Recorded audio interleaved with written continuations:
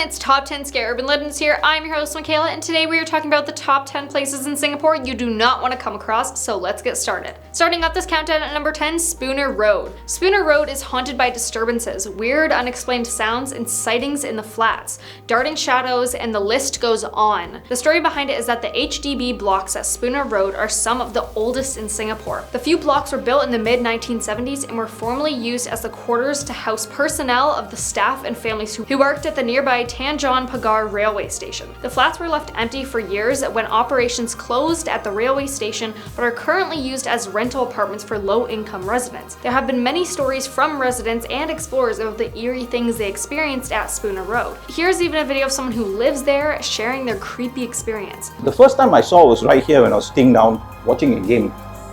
And it was standing right here behind me.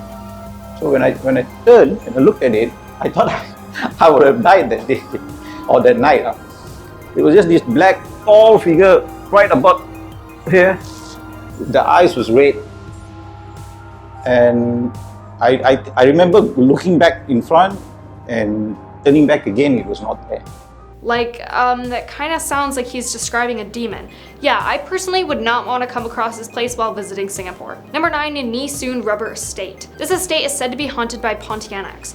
Pontianics are said to be women who have passed away during childbirth, and are also known as vampiric ghosts. At this estate, people say they wait on residents' balconies or doorsteps, calling out to those fishing at the canal or staring at people crossing through Sembawang Park. The story behind it is that Sembawang is where the Nee Soon Rubber Estate used to sit. That's a whole field of rubber trees, which are known to be favored residents of these restless female vampire ghosts. They really love those trees. Their spirits apparently still remain even though the estate has since been cleared to make way for flats and industrial buildings. In order to come across this place, your best bet is to take a night walk in Sembawang Park. But that's if you dare to even look for this place. Now at number 8, Kubur Kasim Cemetery. Leave aside the typical haunted houses in Singapore because you need to take a look at this chilling cemetery. It was founded on Sing Lap Road back in the 1920s and has tombs dedicated to supernatural-esque humans, as per Malay legends and folktales. They are reportedly perceived as supernatural beings that preferred being buried at this location for a specific reason,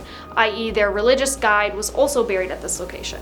People believe that the cemetery is home to, guess what, a Pontianak. Remember that thing we talked about in the last point? I guess these are just all over Singapore.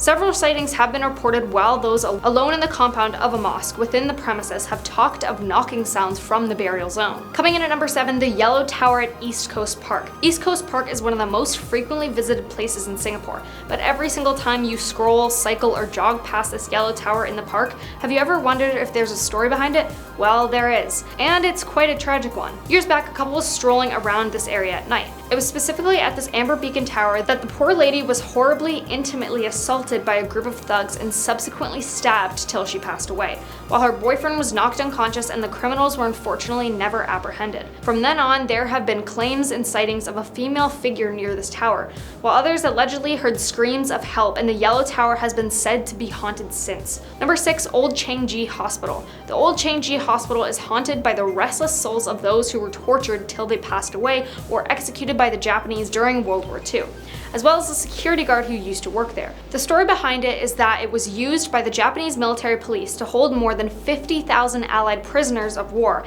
and as a torture chamber during the Japanese occupation. It was then vacated in 1997.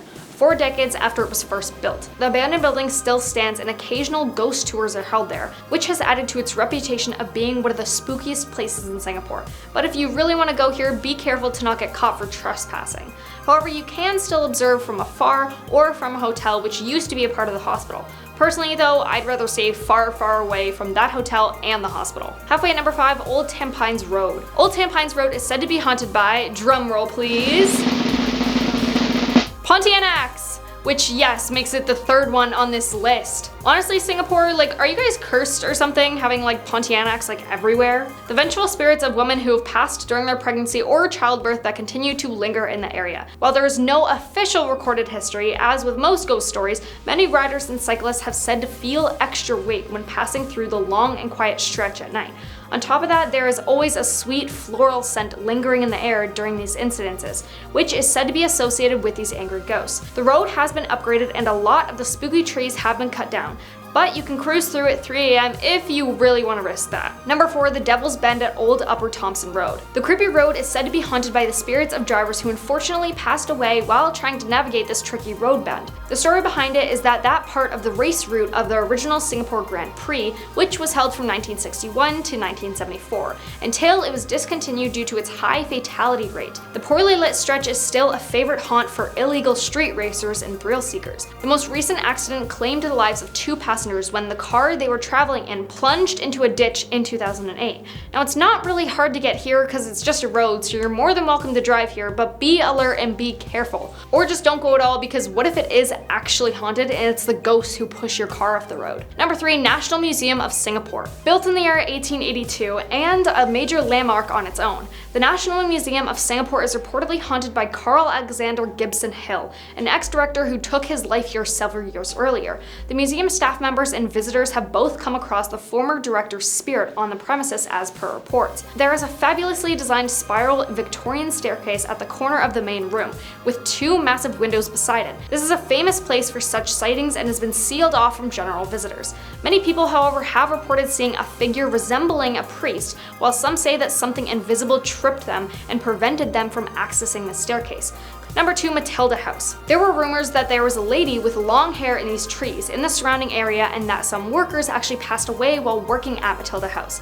However, some people say they don't know exactly if it's haunted or not, and if it is, by who. Some things are just always supposed to remain a mystery, I guess. The story behind it is that Matilda House was built in 1902 by Irish lawyer Alexander Cashin for his wife, and was named after his mother. The house stayed in the Cashin family for a while until it was left abandoned before the government got their hands on it.